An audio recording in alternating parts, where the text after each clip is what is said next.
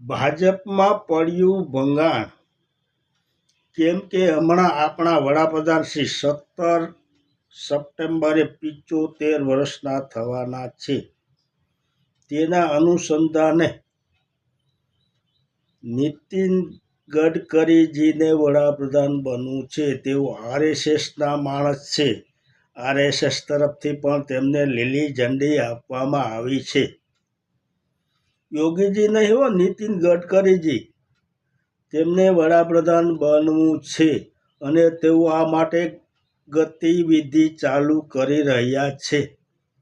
પરંતુ ભાજપને આ ગમતું નથી, કેમ કે ભાજપના લોકોએ જ નીતિન ગડકરીના પુત્ર નિખિલ ગડકરીની કંપની એક વર્ષમાં 17 કરોડમાંથી 530 કરોડ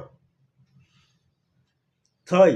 આ કંપની 17 કરોડમાંથી એક વર્ષમાં 530 કરોડની થઈ. તેમાં નિખિલ ગડકરીજી એમડી છે અને ઇથેનિલ બનાવે છે, જે પેટ્રોલમાં ભેળસેળ માટે વપરાય છે.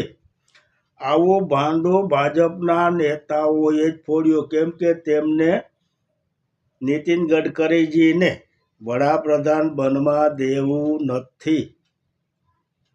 આ રીતે હવે કોણ વડાપ્રધાન બને કે વડાપ્રધાન શ્રી આ ટર્મ ખેંચી જાય 29 સુધી તેઓ વડાપ્રધાન રહે તેવું પણ કદાચ બને.